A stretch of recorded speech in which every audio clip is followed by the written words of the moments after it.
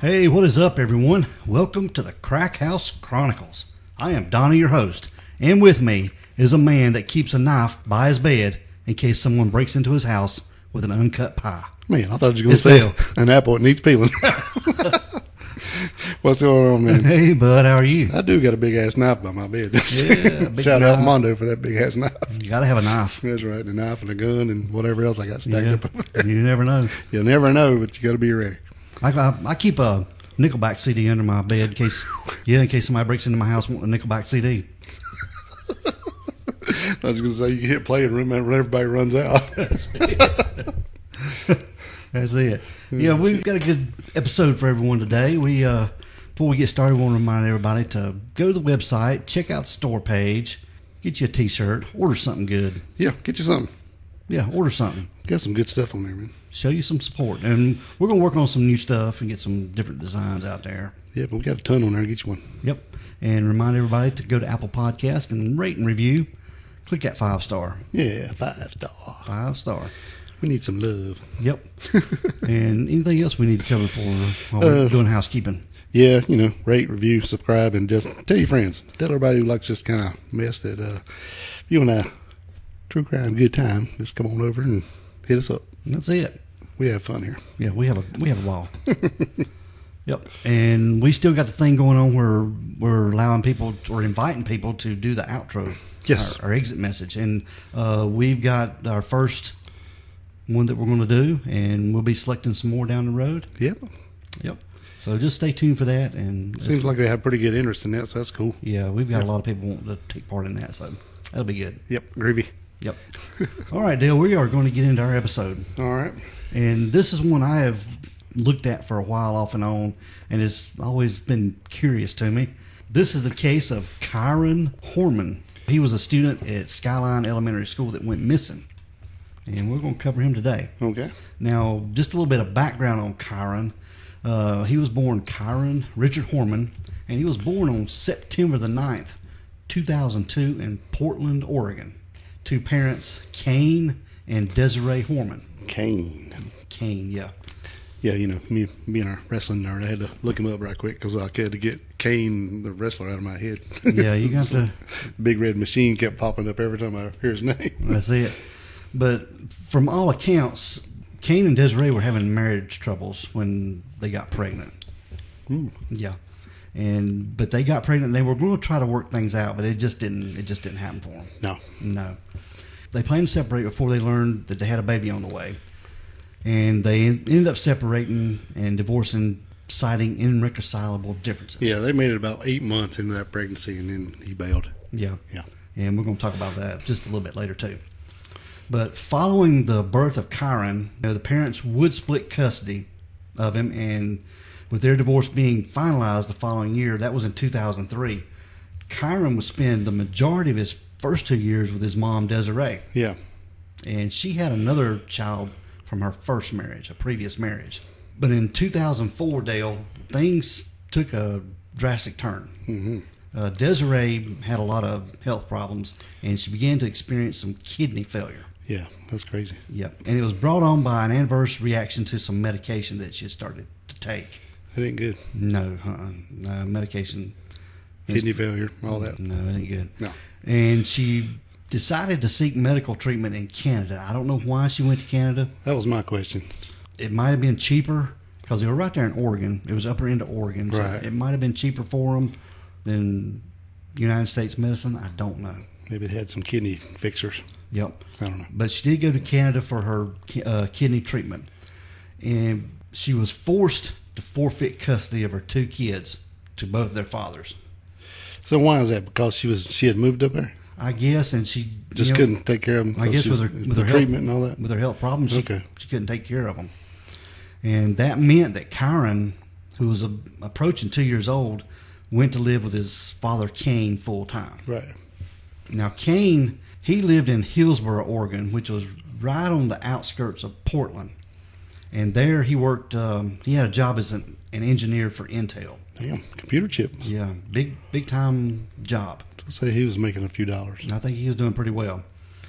But because of Kane's long hours, he had a hard time taking care of Kyron full time. Right. Plus, he had what, 2 other kids? You said? Yep. Yeah. So both he and Desiree knew that they needed some kind of compromise to take care of Kyron while he was earning a living. Now, to help out Kane, Desiree reached out to a longtime friend of hers named Terry Moulton, who agreed to move into Kane's home to help full-time care of Kyron. In exchange, she would have a place to live for both her and her son. She had an older son by a previous marriage. Okay. And his name was James. I think he was getting on about 10 or 11 years old at the time. Somewhere in there. Yep. But Terry, she was a full-time competitive bodybuilder. And she'd been married twice before. So I guess this full-time bodybuilding ain't paying her no money. I guess not. No. Not if she was a teacher, too. Right. Subbing Yep. teacher or a third teacher? I've heard it 2 different ways. I heard she was a teacher and I heard she was a sub-teacher. Okay. So, either way, Somewhere in there. she was doing a little side work from her bodybuilding income. That wasn't paying nothing. Yep. Right. So, Okay. so in 2005, Terry had been arrested for drunk driving in Marion County, which she later pled guilty to. And it was a pretty good stain on her record. There you go. That's why you ain't making no money doing teaching, because you can't be teaching. Yep. Or you're gonna have you can, but it's gonna find a hard time finding a job. Yep. Right. So That then, don't look good. and that was one of the reasons she agreed to move in with Kane and watch Kyron daily. Right. While he was working for Intel. Well, that was one of the reasons I think she might have had a ulterior motive. But their relationship, Terry and Kane's, it wasn't really platonic. They had some stuff going on Yeah. behind the scenes. And I think even before. Yeah, I think him and her had they was running around, as we say around here, running around back when about during that 8th month of pregnancy. Yeah, sneaking around. Yeah, back in the day before Kyron was born. I think that's why he went ahead and bailed on that, because he had some other stuff to do. Yeah, they carried on an affair years prior to Kane's marriage to Desiree. Right. So yeah, that come out a little bit later, but yeah, that's pretty much the way it was. Now, in April of 2007, Terry and Kane got married, and because Kane was earning a good living in Intel, he paid for the two to have a picturesque ceremony in Hawaii. A good little vacation. Oh yeah, lovely. And he was even able to purchase a brand new Mustang for Terry as a Mother's Day gift. Well, that's awful nice. Yep, and if things couldn't get any more perfect for them, he spent 2008 preparing for the birth of their first child. It was a baby girl named Kiara. He had to think about some K's, didn't he? Yeah, Kane, Kyron, Kiara. Yeah. And Kiara was born in December of 2008. Right. But now, while their life was doing pretty good, Desiree, this was Kyron's mom, she struggled over the past few years to sort out her own stuff. She, like I said, she was suffering from kidney failure. Yeah, I'm sure she had a ton of medical bills. Oh, yeah. And Just tens of thousands of dollars, I assume. Oh, yeah. And over the next few years, she was struggling to get back on her feet and even moving back into her parents' home in Medford, Oregon. But she did ultimately meet a guy. Right. And he was a detective from Medford, and his name was Tony Young. Tony Young. And they did get married, but she would never regain custody of her 2 kids. That's kind of weird. Yeah. I mean, she didn't really do nothing to lose them. She just had that medical stuff. Yeah. So, I don't know. But, thankfully... I mean, I guess you still got to see him, though, right? Yeah, she did get to see him, and thankfully she was able to be a part of Kyron's life. Yeah. And was able to see him pretty regularly. I think she was able to see him every weekend or every other weekend, but she lived, it was like 4.5 hours away, the distance between her ex-husband Kane's house and where she was living. Yeah, okay. So I think what they did, they would meet halfway. They'd drive 2 hours. 2 hours apiece. Yeah, so she could get Kyron for the weekend or every other weekend or something like that. Right. And I'd read too, Dale, that when Kyron was with his mom, he would cry when he had to leave her to go back to his dad Kane's house. Right. And Kane had even said that he would cry when he had to leave his house to go to his mom. So I don't know which was true, but Unless he's crying on both ends. yeah, He could be. but he was a second grader, so he was still Yeah. a little immature. Now heading into 2010, Kyron was a second grader at Skyline Elementary School, and this was in Portland, and is located right next to a large wooded forest park. But Skyline was a K through 8 school, and it was meaning that basically it was an elementary school and a middle school combined. Yeah, pretty much. And they had about 300 students. Or if you're old like me, a junior high. Yeah. Yeah, I went to junior high. We got a junior high around here now. Junior high, keep high your school. little middle school stuff. That's right. But Kyron seemed to be pretty smart. He excelled in classes and been put into the advanced placement math Yeah. earlier that year. And he'd even been picking up sign language and got pretty good at sign language. So, yeah, he's pretty quick wit. Yep. And as far as anyone knew, Kyron had a good relationship with his father, Kane, as well as his stepmom, Terry, who was, constantly volunteering at school and done things to help out. She went on field trips and things like that. So she was pretty active in his life. She's pretty much doing it all. And it had been reported that Kyron even referred to her as mom, called her mom. Yeah, I'm sure, because all the rest of the kids are. I mean, yeah, be kind of weird. Yeah, it's pretty young, so yeah. I'm sure that's what happened. Now, by all accounts, Dale, things seemed to be pretty well for the Horman family. Everything was going good. Now, going to June the 4th, 2010, this was the second to last Friday of the school year. And it was about like any other day for the Hormans. They'd get up and go to school and rush out, get out the door. How everybody else does to leave the house. Oh, yeah. And 7-year-old Kyron, who was quickly approaching the end of his second grade year, normally took the bus to school. But now on this day, his stepmom, Terry, was driving him to school so that Kyron could participate in the school science fair. Right. Plus, it takes a project. Yep. It's easier than have to climb on a bus with all that crap. Yep. He was taking his large trifold project board. Everybody's seen those. You stand up and have all your little... Yeah. Poster board folded two times. 3 times, trifold. What's 2 folds? But it's 3 sections. Correct. Okay. Now we're on the same page. Yeah. But he done his project. It was about red-eyed tree frogs. Red-eyed tree frog. He was pretty fascinated with those. Apparently. And he was kind of excited to show off his project to his stepmom that morning. So you reckon he had part of this already built at school and he's just taking this trifold, or she ain't seen none of it, or... I don't really know. I don't know. I never really did Or say. he just was excited to see it set up correctly, or... Could be with everybody else's. Okay. Yeah. I just wondered if he had some stuff already set up. And he may have done stuff at school. Right. We don't know. Yeah, Okay. this is true. But anyway, he was anxious for his stepmom, Terry, to see it. Okay. I just wonder how much stuff he actually had. Yep.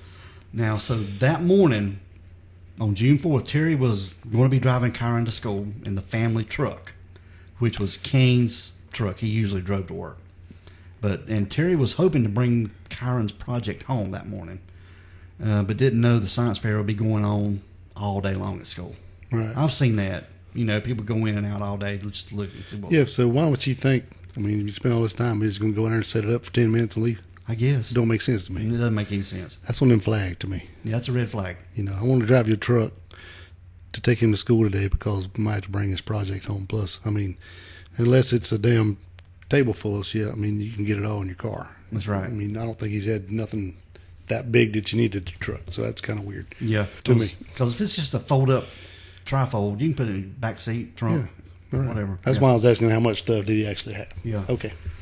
Now, the two arrived at Kyron's school around 8 o'clock. 8 o'clock. And they dropped off Kyron's backpack and coat in his classroom. Okay, I got a question here. All right. What grade was he in? Second? Second grade. Okay, so he probably don't have a homeroom then, because that's what I'm thinking. Because this is where he's going to go and drop off his book and his backpack, so they don't have to carry it around the science fair. So I was thinking, did they go to a homeroom or did they go to his first / period classroom? I wouldn't think they'd have a homeroom. Right, being second grade. Yeah. But they may, being it's K through 8. Mm-hmm. I don't know. Yeah, I think he might have changed classes. But Probably once in the middle of the day or something. Yeah. Yeah. Or at the most twice. during Okay, the day. I'm just trying to make sense. Yeah. You'll see why in a minute. Okay.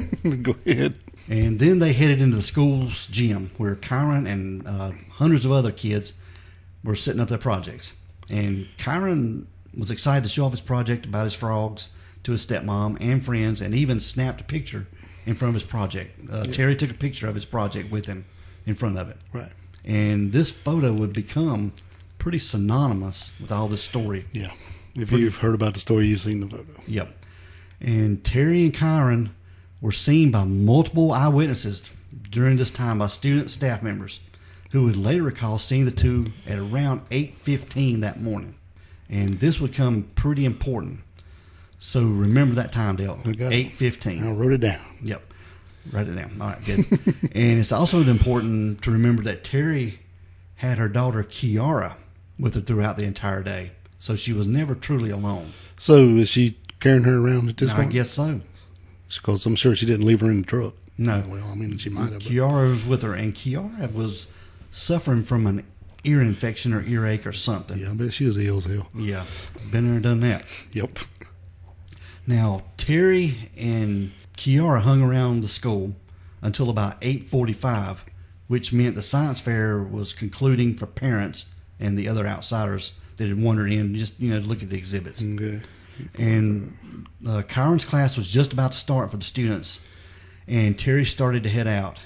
Now, she would claim that this was the last time she saw Kyron, who was walking down the hallway toward his classroom, where the two had dropped off his backpack and coat a short time later. Right. Now, there was another, somewhere else I've either read or heard, that after all this, they went by the library and dropped off some books that he had. So that was kind of weird to me, too. Now, I don't know if that happened or didn't, but one version of the story, let's put it that way, that they went in and walked around the science fair, and then he took the books to the library. Why wouldn't he have either left the books in his book bag or took the books before you go to the library, unless they weren't open?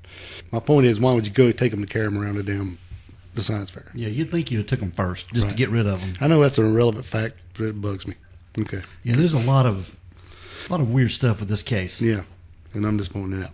Go ahead. But now we'll learn that Kyron never made it to his first class, which was math. As verified from his teacher, her name was Christina Porter, and she marked him absent that morning. But see, that's what gets me.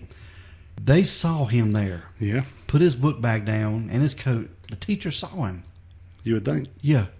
This part really bugs me because I had kids in school. You had kids in school. Yeah. They do a lot of checks and balances. Yeah. And this is not that long ago. I remember my kids, if they weren't in school, they would be calling. Yeah. If they weren't reported, call to school, my kid ain't gonna be there today, my kid's sick. They would call. Yeah. Now, a lot of times if they called us, it would be in the afternoon maybe. So-and-so was not at school today, blah, blah, blah, but that's when they were older, so I don't know if that was like, we were just checking up to see if they laid out a call or whatever. But, yeah, we always got a call if they weren't there, if there was not a reason. Yeah. But see, the book bag and the coat were in the classroom. Why didn't the teachers say, "Where's Kyron?" Yeah. Check up on him right then. Right. Why is this stuff here and he ain't? Yeah. Yeah. That is weird. That just bothers me as weird.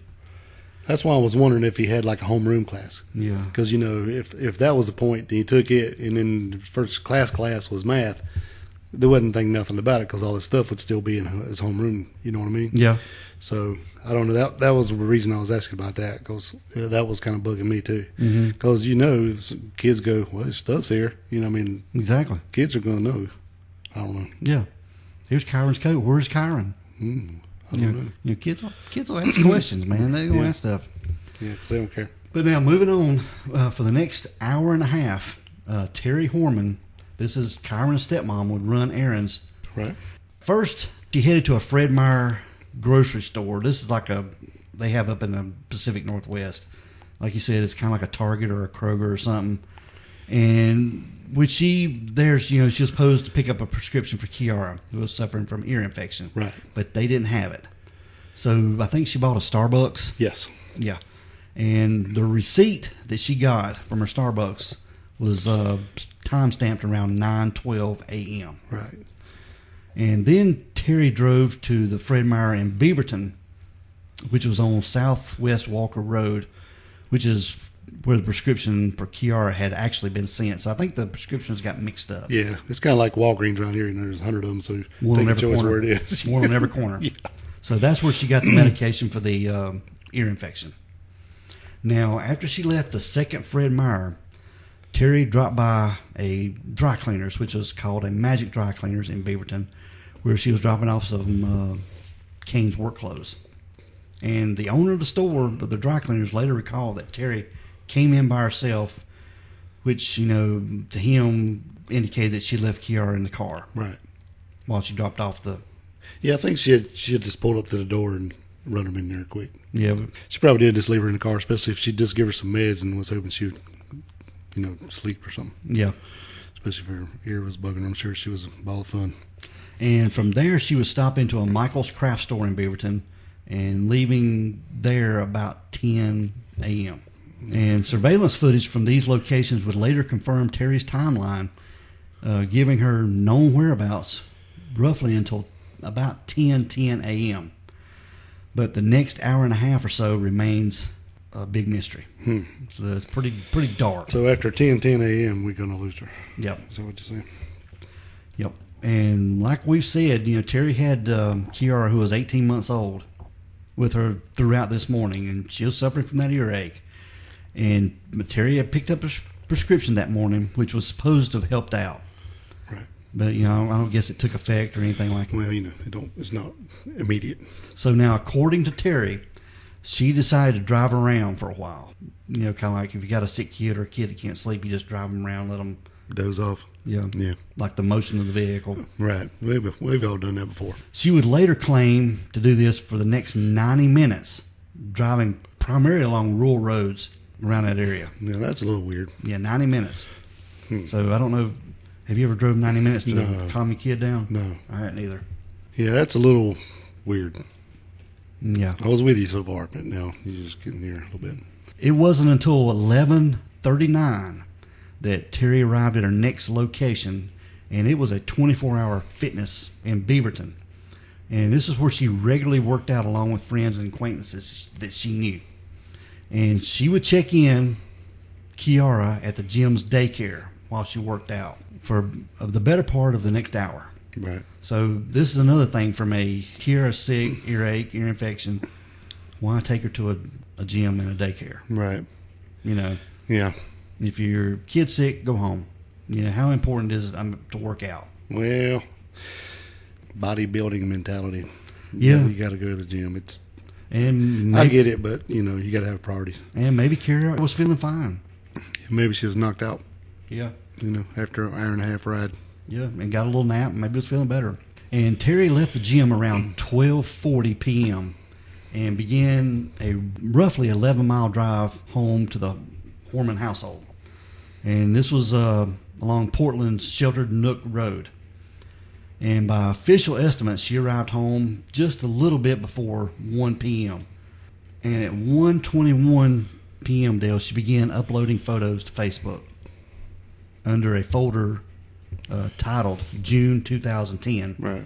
And this included photos of Kiara and Kyron. And this is also where the photo of Kyron at the science fair that morning was uploaded online. Right. And it showed Kyron wearing a black CSI t-shirt. Yeah, right in front of his project. Yeah. With his red-eyed tree frog. But something we failed to mention when Terry was at the second Fred Meyer, she ran into a friend of hers. Oh, yeah. She don't really talk too much. Right. And she just happened to run into her and show her all these pictures of Kyron at his science fair. Oh, yeah, I think it was like somebody who worked at the gym or something. Yeah. Or ran a gym she went to or used to go to or something. Yeah. And so they were friends but not acquaintances. And she thought it was kind of odd that she would strike up a conversation with her. Yes. Because they rarely ever talked at all. Yeah, kind of like they were passing and then she just stopped and intentionally brought up a conversation. Yeah, like establishing that alibi maybe. Maybe. Mm-hmm. Hey, look where I've been. Look what I've been doing. Yeah. Don't look what I'm driving. Mm-hmm. Now, about the same time these photos were uploaded to Facebook from Terry's computer, she sent an email to Kyron's teacher asking when she could come and pick up his science project. That was supposedly the entire reason that she had driven him to school. Yeah. Well, see, that right there tells me something's up, because if she drove the truck because she thought she was going to get to bring it home, and then she got there and they said, well, you can't bring it home. You don't think she would ask then, well, when can I get it? Exactly. Why is she going to leave and then later go, oh, let me send this email to cover my ass? Yeah. What it looks like to me, I don't know. I get it. I'm just speculating here.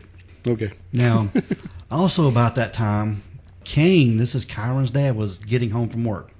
And he was just hoping to spend the rest of the afternoon with his family while he worked from his home office. Right. And he took a small break around 3:30 when he walked down to Kyron's bus stop along with Terry and Kiara. They were going to wait and greet him when he got off the bus. And the three waited for a few minutes until Kyron's bus finally come to a stop, and they waited for Kyron to get off the bus, but he never did. Dude, like, what the hell you mean he ain't on here? Yeah, Kane and Terry spoke to the bus driver, and they discovered then that Kyron had never... He never got on the bus. Never boarded the bus. That's cool. And the driver recommended they phone Skyline Elementary. And while he called the school secretary, they informed Kyron wasn't at school or wasn't on the afternoon bus and wasn't at home with his parents either. Now I wonder, I know sidebar here, but I wonder what hours this guy usually works, Kane. Because that's kind of odd to come home that early in the day, even if he was going to work. Being how he had to have somebody move in and watch his kids because he could never be there. Yeah. I don't know. Okay. I've never seen it anywhere what his usual hours were or whatever. If this was something usual that he did, come home and work half a day somewhere and come home and finish up on at home or whatever. But yeah. Anyway, there's another one of them. It really bothers me that I don't know. Okay. Go ahead. But now during this time, Terry was also in the process of dialing 911, and she and Kane began driving to Kyron's school to figure out where he was. But nobody at the school had seen Kyron since that morning after the science fair, when he had been seen right there with Terry. And despite having dropped off his backpack and jacket in his math class, like we talked about, he had been marked absent throughout the entire day. And at 3:46 p.m., the Skyline Elementary secretary, her name was Susan Hall, would place a second call to 911 reporting Kyron missing. And this was right around the time that Terry and Kane got to the school hoping to find Kyron waiting for them. No luck there. No. And it was now clear that Kyron was missing, and a desperate search to find him would begin that Friday afternoon. And this was hours, a whole day after he'd been last seen. Right. Now, the Multnomah County Sheriff's Office, they arrived at Skyline Elementary about 4 o'clock. So 14 minutes. Yep. And they quickly made the realization that they had already lost a day. Yep. They're like, damn. To find a missing second grader. Now, the sheriff's spokeswoman, her name was Mary Lindstrad. She told the press, and I quote, "We definitely got a late start here. The family didn't know that he was at school. The teacher didn't see him. So we are feeling like we're behind the 8 ball here." And here's your Einstein Award because you just want it because you just told us everything we already know. Yep. Yeah. That's not much information, but it's true. A search began immediately for Kyron's last known location, which was Skyline Elementary, which was located right next to, like we said, to a large forested area surrounded by tall grasses and rolling hills. And this would impede searchers and obscure what they couldn't see. Well, you couldn't see very far. No, you couldn't see nothing. Trees and hills and stuff, so it's not like you could look out across the field. But now the school didn't have any security cameras, so the police had to base the search on what witnesses could conjure up at this late hour, what they could think of. Yeah. So it's not good. No. To complicate matters even more was the knowledge that the school's campus that morning had essentially been open to the public because the science fair was going on, and the school's doors had been unlocked for students and staff and parents and anybody else, public, for easy access. Which doesn't make sense to me. Yep. I mean, they're gonna have it out there on their sign out front, I guess. Yeah. Science fair. Yeah, but still, around here, it ain't like that. No. If something's going on, you still got to go through the front. You still go through and check in. Yeah. Get you a sticker. Yeah. And get your picture made. And even if they're not doing the picture sticker thing, you still got to go to the front door. You can't just go in any random door you want. Mm-mm. So, one way in, one way out. That way you can keep up with who's in there and who leaves. But, well, I guess outs are different because you just push them and go. But, yeah, it's kind of odd that all doors is what it said. And I guess they probably opened it up some for help people get their stuff in, depending on how big the project was. But it's still kind of odd to me that nobody was watching any doors. I know. Especially something big like this going on. Yeah, hundreds of kids in there. Said. And plus, they were going to have a talent show that day, too. Yeah, it's kind of weird, too. So, it's going to be a big day of stuff going on. Yeah, why would they have it on the same day? That don't make sense. I don't know. Because you think they would do that in the gym too, and then they got all this other stuff in the gym, and you can't take it home because you brought your truck, and they said no. So Yeah, this is just weird story, man. yeah, okay. Now the You got way in the weeds right there. Yeah. Now the Multnomah County Sheriff's Office were able to confirm that Kyron had last been seen around 8:45 that morning, which his stepmom Terry had seen walking down the hallway. Yeah, but the last one that saw him was her. Yes. Okay. And teachers and other school staff members had seen him minutes earlier, but this was the last known sighting and pretty much where the police had to base their search from. And a student would later claim to have seen Kyron closer to 9 o'clock, but the police would later backtrack on this claim, believing that the student was one of Kyron's friends and was probably just less than certain. Yeah. These are. Yeah, I thought I saw him. Blah blah blah. Yeah, these are second graders. Graders. Yeah. If you got some middle school kids that may have saw him, it might be different. They got a little bit better memory, but I'm not putting second graders down, but. Yeah, I'm sure they're not time stamping when they saw you. No. There seemed to be some miscommunication going on because Terry had told Kyron's teachers that he had had a doctor's appointment. And the teachers believed that it was for that Friday, which was June the 4th. Because she had told him he had a doctor's appointment on Friday. Right. But I don't think she made it clear which Friday. Which is stupid. Yeah. Why would, because it says, it comes out as supposedly a schedule for the following Friday, June 11th. Yep. So why would you come in 2 weeks ahead and go, well, he's got an appointment on Friday? Yeah. I think she's doing this to cover her ass. I do too. Because also, when we first started out, you said that this was the second to last Friday of the year, which I'm assuming then that last Friday would be the last day of the school year. So at that point, why does it even matter if we tell you got an appointment or not? You probably aren't going to go anyway. Yeah. Second grade. It's not like you got a test or nothing that last day. It's probably half a day anyway. Probably. Anyway, yeah, okay. Carry on. Yeah, I think she's just doing this to... Yeah, it's all a scam. Mix it up. We're hard on her ass today. Oh, yeah. Now, around 5:30 p.m., there was a text message. It was sent out to all parents in the area whose children attended schools in the Portland School District. And it was using the district's rapid broadcast message system, and the text message read, Kyron Horman did not arrive at home today and encouraged anyone with information about Kyron's whereabouts that day to contact authorities. And police did arrange interviews with staff, students, parents, but the weekend would prove a pretty much major impediment because the sheriff's office began making arrangements for students and parents to show up that weekend to speak to them.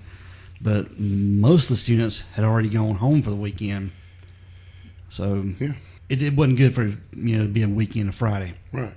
Now the police, they did focus most of their efforts on a 2-mile radius around Skyline Elementary, but would also dedicate resources to nearby Sauvie Island. But now Sauvie Island was about 6 miles away from the school, and in particular they focused on the area around Sauvie Island Bridge, which crossed the Columbia River, but would never publicly state why they were so interested in this area following Kyron's disappearance. Right. But the investigators conducted interviews with all of Kyron's close friends and family that Saturday, trying to determine if any of them had seen Kyron after his last known sighting at school, like going into his classroom. Yeah. And they even thought at one time that Kyron might have run away, as he did have a reputation for being somewhat aloof at times. Handful of occasions, he had walked out of class to go to the bathroom without asking permission. Right. Well, I get that, but I'm thinking on this day, if he's, because wasn't he supposed to be in that talent show too? He was supposed to be in that talent show too. So why in the hell would he run away? Exactly. Not on this day, Because he was excited to be at the science fair. Yeah, this was his day. Yeah. I mean, really, if you think about it. I mean, he had his CSI T-shirt on. Yeah, he was ready. Yeah. That boy was happy. Yeah. Exactly.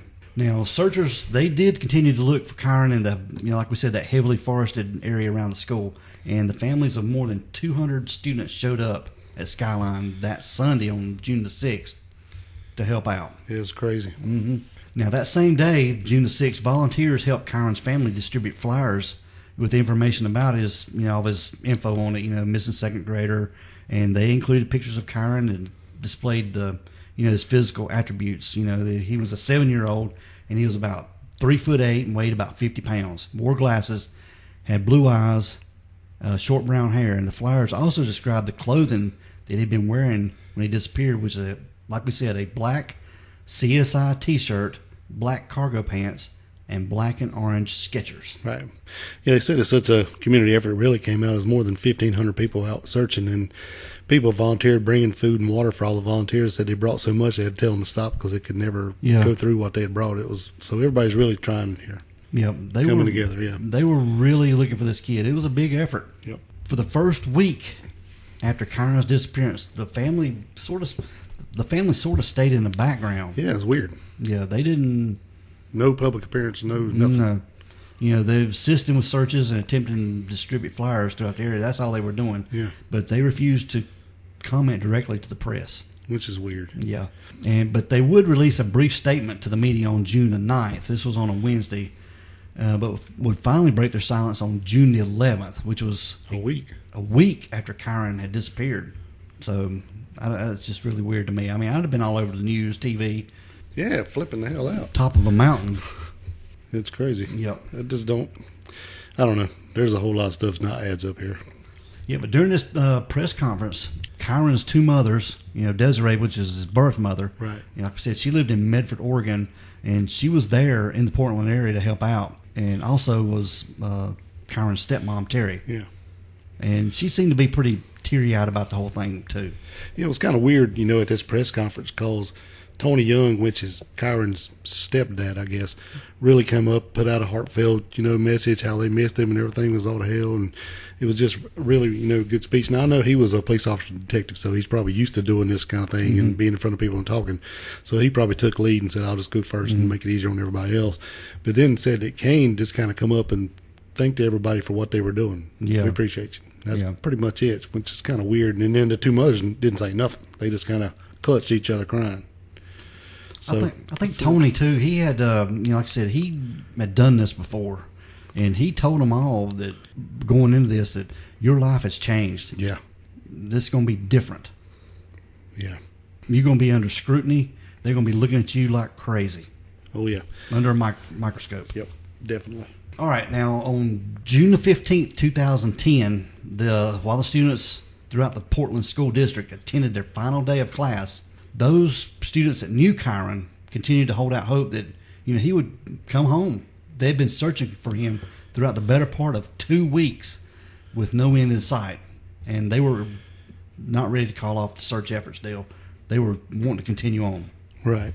Well, let's see. What did they say? June 15th? Yep. So their last day wasn't going to be that Friday that I said. So Yeah. they went, what's that going to be, on a Tuesday? I think they went into the next Couple days. Yeah. So then it would have been more relevant to let them know that he wasn't going to be there that Friday, but okay. But still, I think it was just a ruse on her part. Yeah, I do too, because there was no effort to say which Friday, which is kind of odd that you would tell her 2 weeks ahead and just say a Friday. Yep. Okay. Now, there was a $25,000 reward that had been established for information leading to Kyron's whereabouts, and it had been doubled to $50,000 by the month's end. Ooh. But nothing had been done to move any of this, and nothing had been done. Right. And the case had widespread public support, and it just seemed like no one knew what happened to Kyron Horman. It's really strange, isn't it? It really is. But at this point, Dale, investigators had already begun to narrow in on someone they believed knew more than they were telling. And the last known person to have seen Kyron alive Right. was his stepmom, Terry. Yeah, and I know we probably hating on her pretty bad. Nobody knows what's going on right now, but everything's pointing to her, to me. Yeah. All these weird clues in the truck, and the last one to see him, and it's just the 90-minute drive for, I don't know. There's a lot of weird stuff going on here, so Yep. we'll just have to see what happens. All right, we're going to end this with this episode. This is the end of part 1 on Kyron Horman. Yep. Well, then we'll pick up next time, and it's fixing to get exciting, That's it. I think. All right, we want everyone to be safe, be careful, and always be aware of your surroundings. Because the next episode could be about you. This is The Crack House Chronicles.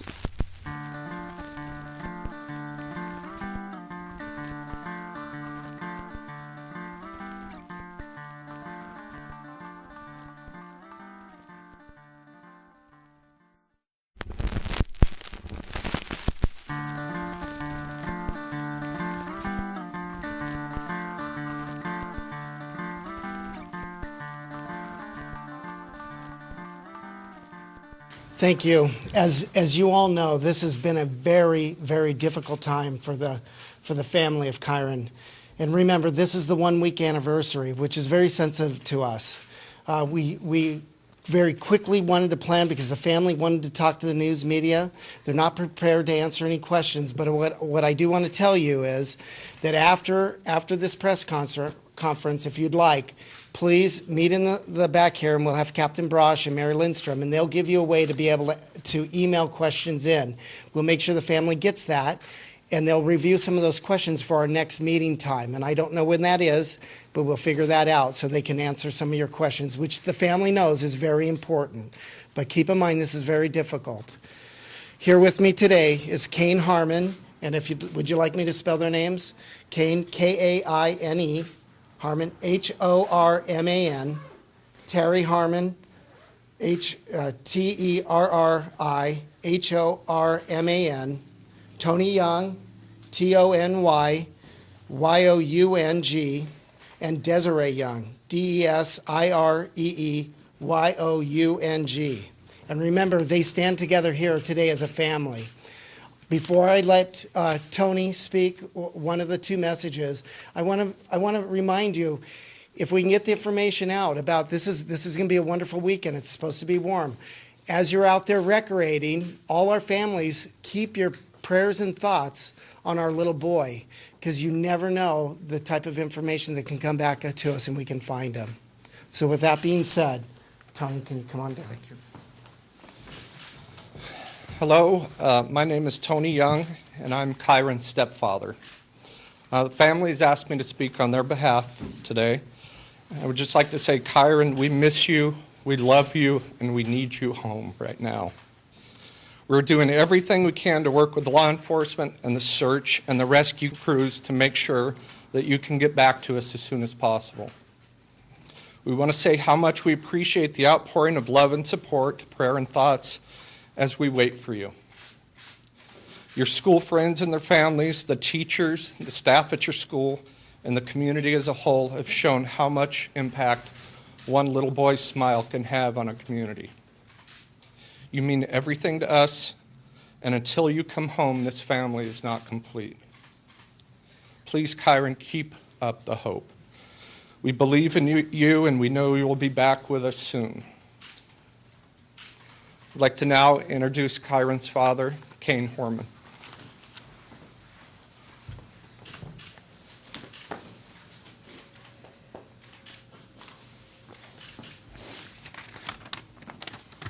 Hi, I'm Kyron. I'm Kyron's father. We want to thank the community, the parents, the children, bus drivers, and all of those who are being interviewed multiple times to help find Kyron.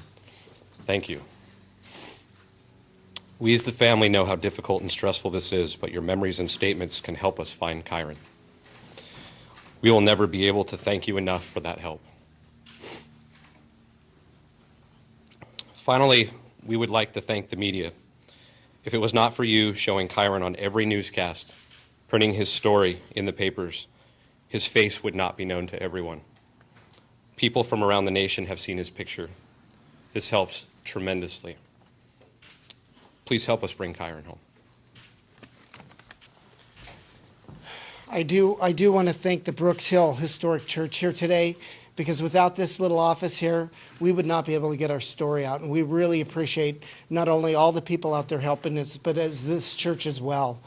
With that being said, the family's going to go ahead and leave, and I will have Captain Brosh and Lieutenant Mary Lindstrom answering to make sure that you're able to get the questions to them. Thank you. Hey, what is up, everyone? Welcome to the Crack House Chronicles. I am Donnie, your host, and with me is a man who wants to apologize to everyone he hasn't offended, but he's working on it. It's Dale. Yeah, I'll get there. Just give me time. You dang right he will. People tell me daily.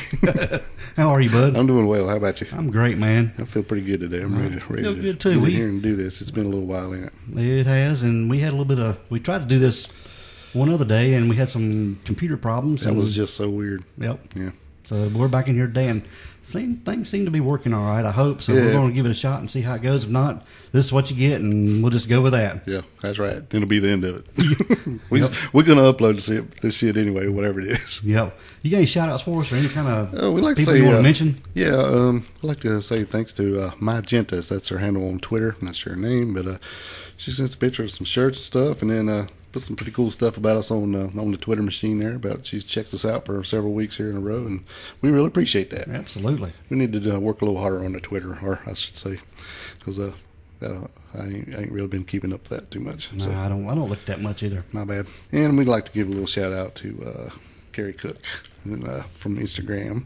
And I think she might be on Twitter too. I ain't sure. I think we got 45 followers or something. Yeah, we don't get on our Twitter much and boost it like we do Facebook. We'll have to hire us a Twitter accountant. Yeah, we need to. That'd be cool. If you want to do it, hit us up. We'll see what we can do. Yeah. Yeah, but anyway, anybody that puts anything nice about us, or send us a thing, or comments, on our stuff, we really appreciate the interaction because, man, that's a big part of what we like doing.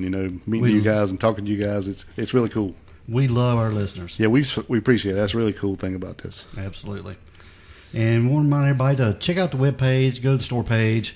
I got to do the business part of it. Donnie's damn business hammer. Yeah. Hitting you in the head. Order a shirt. Order something. Damn it. Yeah. Go to Apple Podcast and please rate and review. Yeah. Click that 5-star. Tell your friends. How about that? That'll be even better. Yeah, because they appreciate it. Most people dig it, so whatever. Absolutely. And if you don't, tell them to go and like it and subscribe, and they don't have to look at it. Yeah. And just keep going. Yeah. But most people that find us, they like us. Yeah, and anybody's got an Apple phone, steal their phone and just go in there and 5-star it and put it back down. Yep. Give it back. Don't keep it. Well, we better get started. Somebody's going to complain about us rambling on. Damn, well, we're over 2 minutes. I don't think we are, but yeah, we're over 2 minutes. Damn it. Yeah, we're going to get another email. Yeah. Y'all need to move on.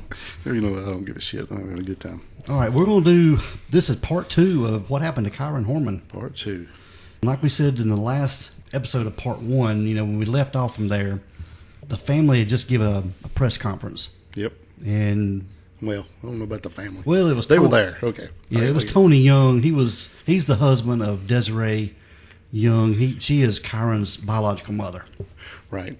And then I think Kane, he spoke just thanking everybody for coming out. Right. But Tony was the one that really stepped forward. I think he's a deputy or a police officer or something. Detective or something. Yeah. So he's used to that kind of thing. Right. Dealing with the public and all that. Okay. But picking up where we left off, now Dale, from the very beginning of this whole story of Kyron Horman, Terry Horman, that is Kyron's stepmom, was viewed with suspicion by the police. Well, and she should. Yep. Because Because she's the last one technically to see him. yep, and she had a lot of unexplained gaps in her stories. And all One of big one especially. yeah.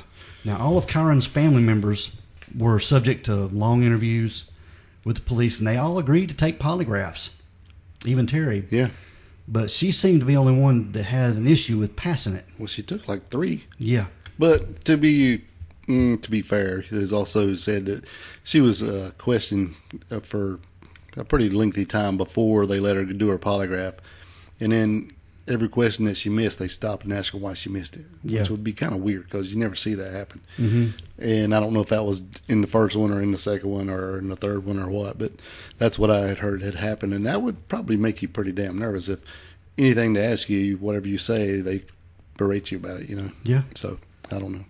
But according to the Multnomah County Sheriff's Office, between the 4th and 25th of June, Terry would take 2 different polygraph tests, failing the first one and walking out of another one in frustration because of the verbiage of the questions. And she'd even stated in one of the interviews that she was like deaf in one ear or something, and she couldn't hear the questions. She actually would lip read or something to be able to understand the questions. So Okay. you'd think we're going in that she would tell them, Or you think she's full of shit. talking to my good ear, yeah, Yeah. kind of thing. Yeah. I've never heard. That's a pretty original excuse for a polygraph failure. Yeah. Huh? What? What? And like I said, we've talked about polygraph being unreliable and all that, but this was viewed by the police as a major indicator of guilt. So they continued digging into Terry's story and her personal life. Right. And like we said, they were very, very skeptical about her chunk of time, that 90 minutes her driving around trying to get her kid to sleep. Yeah, it's kind of weird. The little girl with the ear infection. Yeah. 90 minutes. That's a long time. That is a long time. And during this whole time, Dale, the media became aware that the police were investigating Terry. Several details about her life began to be dug up by the journalist, who discovered that she had a DUI from the mid-2000s, which kind of derailed her teaching career. Right. And even inspired a case to be filed against Child Protective Services. Right. Her son James had been in the car with her. Yeah, that makes it a little worse. When she was arrested for a DUI. Yeah. So, Not good. Not good at all. Don't drive drunk, but don't drive drunk with the kids. Yeah. Yeah, just don't drive drunk at all. Just public service announcement. Yeah.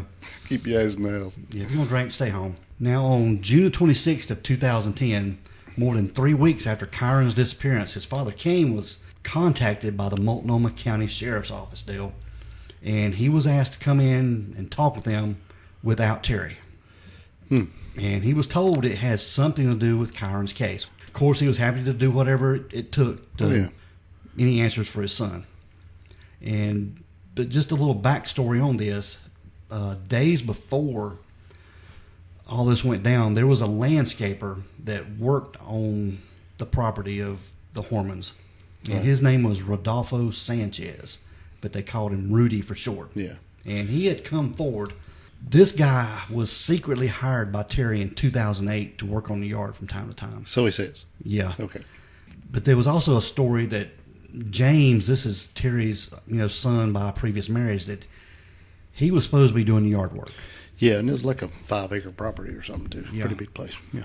But Kane had wanted him to do some yard work, to, I guess, just to get him out of the house, do something, be productive. Get off your ass. Yeah, but Terry wasn't going for that, and he didn't like doing it, so she hired this landscaper secretly to do the yard work. Right. And I think she paid with her child support money. Yeah. Sure did. That way, I guess it didn't show up that she's paying this guy. And I think she did it like, I don't know, probably 9 or 10 times, before all this. But anyway, Terry had secretly hired him in 2008 to work on the yard from time to time, and he had told police that Terry had offered him a lot of money to kill Kyron Horman. That's Kyron's dad.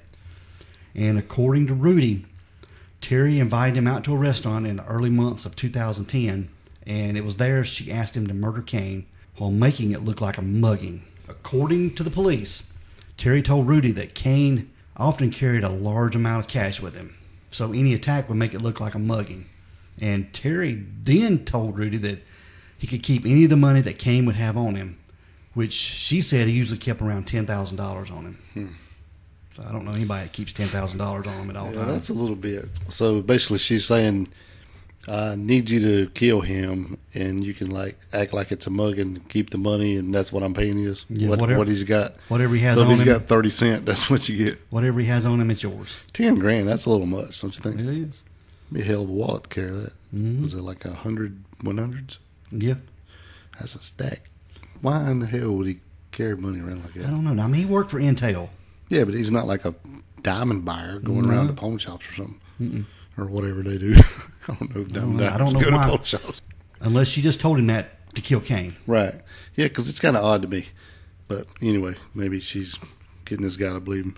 And they said there's like some kind of language barrier here too, right? Yeah, because he didn't speak. He spoke English, but not very well. Right. And I don't think she spoke any Spanish. No. Okay. So, make it be kind of weird seeing him in a restaurant or something. So basically, she had him cleaning up their property for about 2 years, and then she decided to ask him to kill her old man. Yeah. Okay. And the reasoning for this murder for hire plot was that Kane had been abusive and was planning to divorce Terry while assuming custody of their toddler Kiara, unless Terry acted preemptively. So that's what she told him. Exactly. Gotcha. And Kane was eventually told all this by the Multnomah County Sheriff's Office. And while an undercover sting was taking place at his house, Rudy Sanchez and an undercover cop acting as a hitman were arriving at the Horman household. Oh, so when they called him to come into the sheriff's department because it was something to do with his kid, they were at his house. Exactly. Trying to pull. Okay. Oh, wow. Yeah. And it was there they attempted to barter an agreement with Terry, and they proposed to carry out the hit on Kane while wearing a wire. And Rudy kept referring back to this supposed conversation that Terry and he had had months prior. All the details of this operation, Dale, had never been released, so we don't know really how it ended up at all. I guess they're just keeping that pretty close to the vest. Yeah, that's kind of wild. Probably got spooked. Probably did. Especially if he kept referring back to some certain thing like he's pushing her to talk about it or whatever. Now, some people theorize that Terry and Rudy had carried on an affair in the months prior to this undercover sting.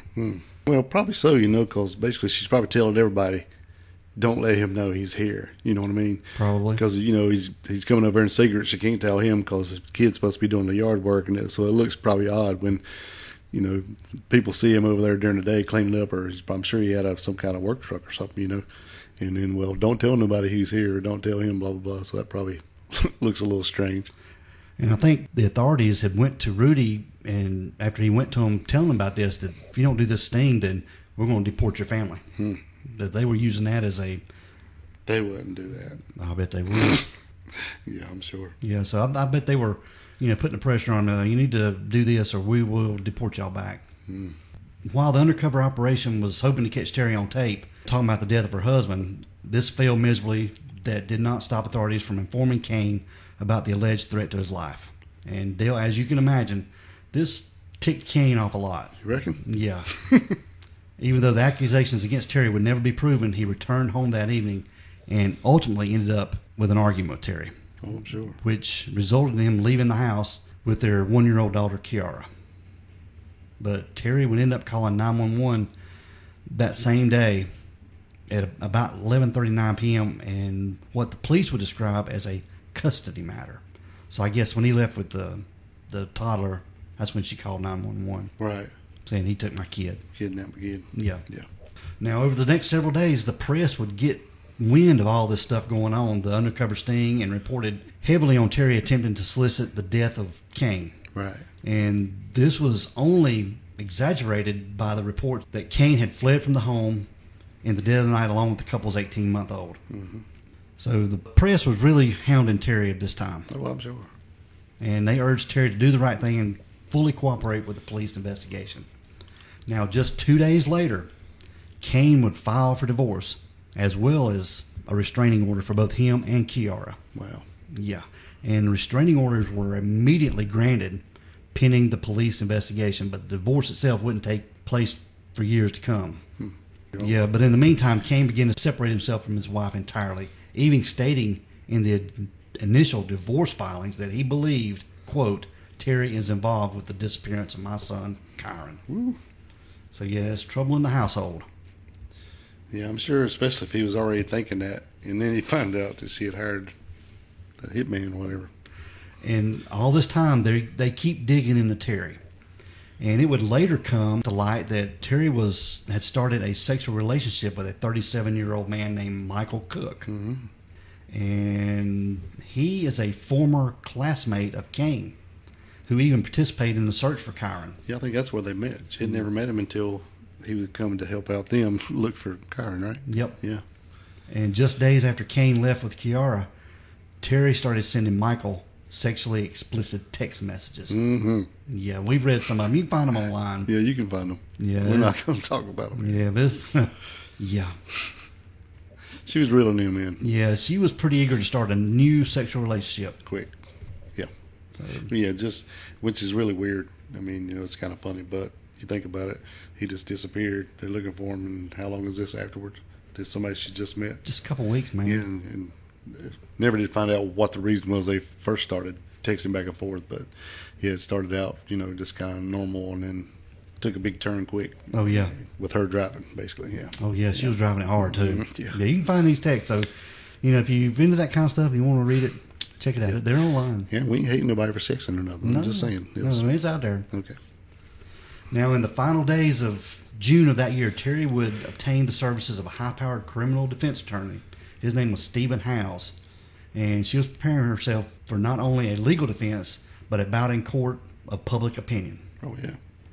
And from the end of June on, Terry Horman's life became a public spectacle. Oh, I bet. The journalists and reporters, Everybody digging up anything they can find on yeah, it. constantly.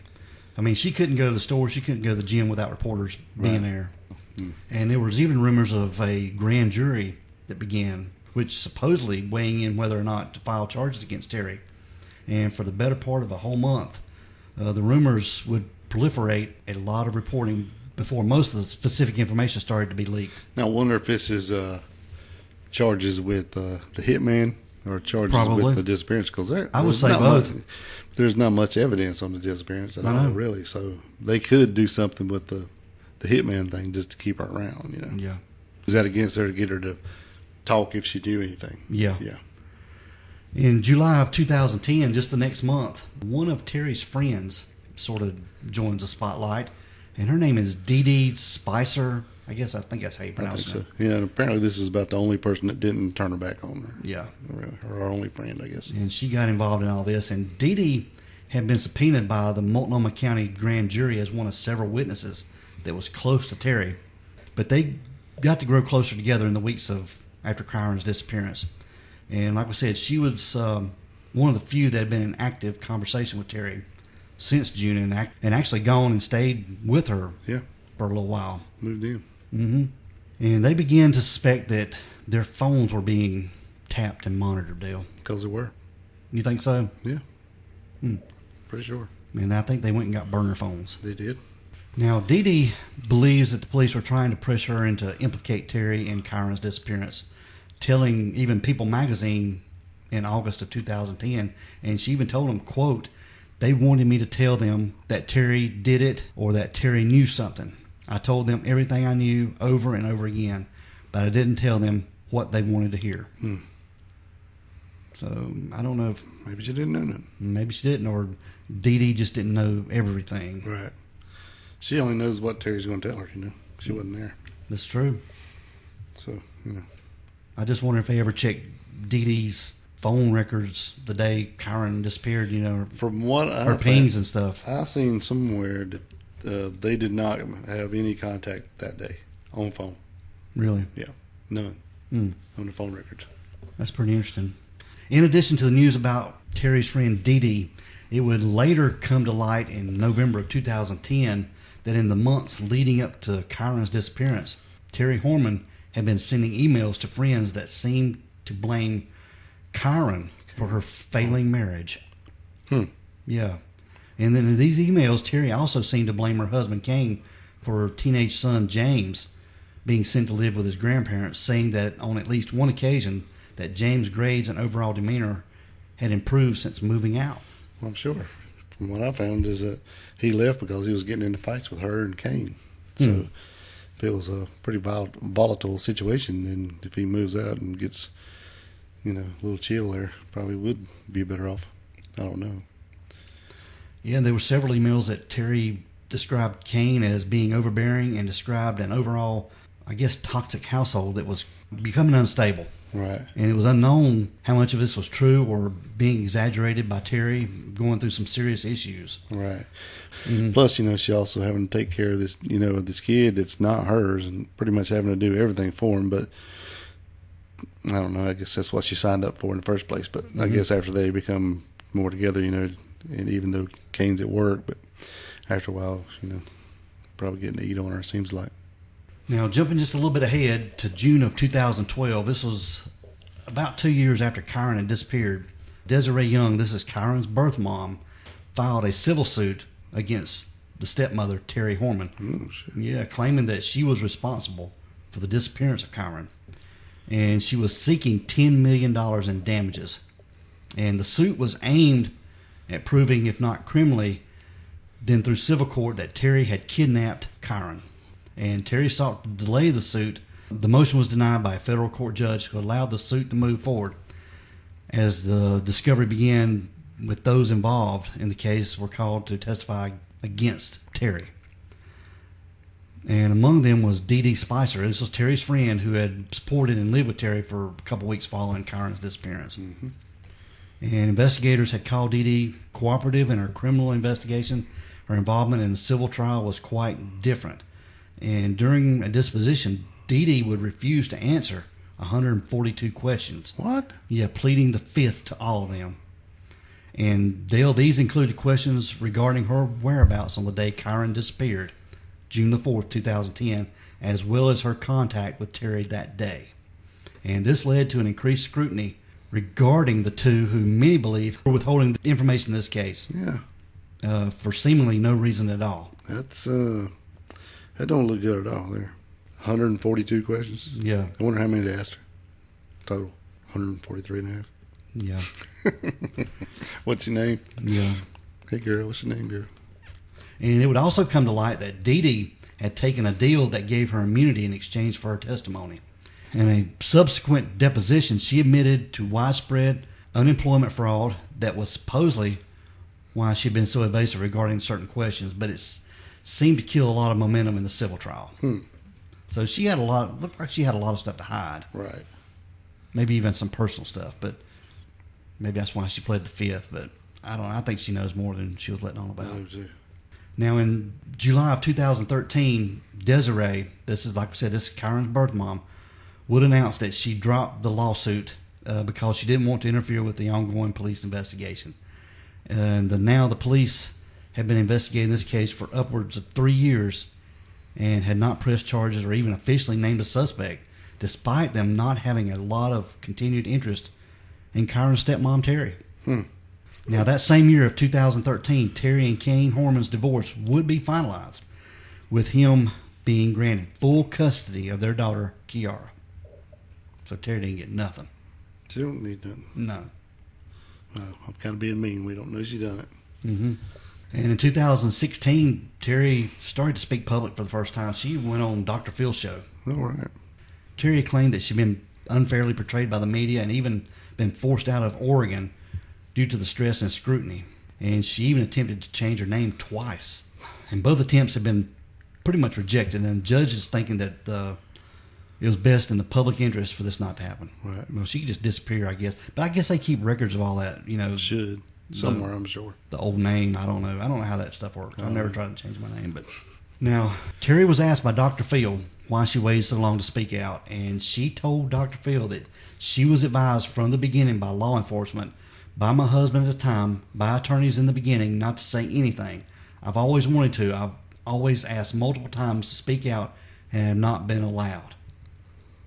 And when asked what she thought about what happened to Kyron, she seemed to offer up a mysterious alternate suspect. Okay. And she claimed there was a man in a white pickup Ford truck parked on Highway 30 at a 7-Eleven near the school. And he was acting very strangely, and he was addressed by one of the employees because he had been pacing back and forth in front of the 7-Eleven for about an hour. So she knows this how? I don't know. That's a lot of details for somebody. I don't know. You can buy any 7-Eleven and see somebody pacing back and forth. Right. And then she said, the guy, I'm not sure what the conversation was about, but I do know from these witnesses that this man asked the employees where the nearest school was, and that employee told him Skyline Elementary. You know, I don't know how much of that to believe, man. I don't know. I'd like to know how she I think she's physically found this out. I think she's she just said trying she to- was there, right? Yeah, I'm just Okay.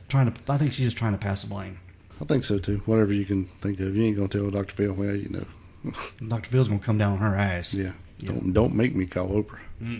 But now, according to Desiree Young, this is Kyron's birth mother, saying about Terry Horman being on the Dr. Phil show, she said this was just a continuation of Terry's troubling behavior in the years since Kyron has gone missing. And she even stated that in an article released by KTVL.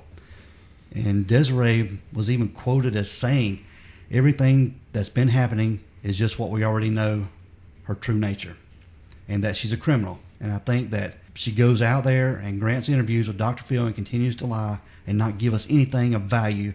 We're still out there dealing with the aftermath every day, living without the answers and living without Kyron.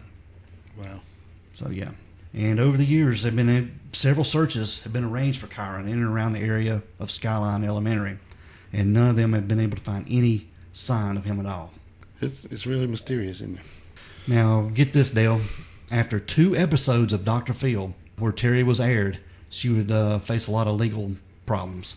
Prior to the episodes being released, she'd been arrested in California for driving a stolen car and had been booked in Marin County Jail, later being released on bail. And after the episodes aired, She would face charges for domestic abuse, having threatened her then live-in boyfriend with a knife. He would eventually file for restraining order in the latter half of 2016, and Terry would even face charges for stealing a gun from her roommate. So Terry's got a lot of shit going on, man. I think she's way out there by now. Yeah. So, yeah, I mean, it's just a lot of circumstantial, but I think a lot of guilt points toward Terry. Yeah. Yeah, because nothing she ever says adds up. No. And to this day, Dale, the Multnomah County Sheriff's Office continues to oversee this case, and to this day, they've kept most of the details about this investigation concealed. This includes witness statements, which Terry claims could exonerate her if released. And because this case has really been tried in the public atmosphere, it's hard to tell what is fact or fiction or anything like that. Right. But it seems like the police have suspected Terry of involvement since pretty much from the get-go, and it's hard to tell exactly what set them down this path. But It's not really hard to tell. well, true. Listen to the first 40 minutes, I think that pretty much tells you. To this day, Dale, Kyron Horman remains a missing person, and at the time of his disappearance, he was described as having blue eyes and brown hair and required glasses. He's probably still got blue eyes, brown hair. Yeah. Wow. And there are age progression photos out there that have been released of what they think he would look like today. And anyone with any information is encouraged to call the Multnomah County Sheriff's Office, and they have a tip line set up, and the number is 503-261-2847. And there is still a $50,000 reward for information leading to a resolution in this case. Yeah. Wow. It's pretty sad, isn't it? Yep. And there's one cool thing about it, though. There is a Kyron Horman Foundation that was established in 2010, and it hopes to help bring attention not only to cases of missing children, but adults that are missing under potentially dangerous circumstances. And the foundation has helped do a lot of good, not only for Kyron's case, but dozens of others that have gone missing in the Pacific Northwest. You know, it's sad that Kyron's gone, but there's a good note that some things are being done to help other people that are missing. Yeah. Yeah, that's cool. Yep. But if anybody has any information, please come forward and tell them what you know. All right, Dale, that is the case of Kyron Horman. Pretty sad, man. Yep. I don't really know what happened there. You know, everything points to Terry for me. I don't know that she did it. Maybe she didn't, you know, but everything just seems awful damn odd. And Kyron was a cute kid, man. Yeah. Had a lot of stuff going on. CSI. Yep. Red tree frog. No, red-eyed tree frog. Yep. And his orange and black Skechers. Yeah, he's the man. Yep. All right, we're going to get out of here. Hope we find him. All right. We want everyone to be safe, be careful, and always be aware of your surroundings. Because the next episode could be about you. This is the Crack House Chronicles.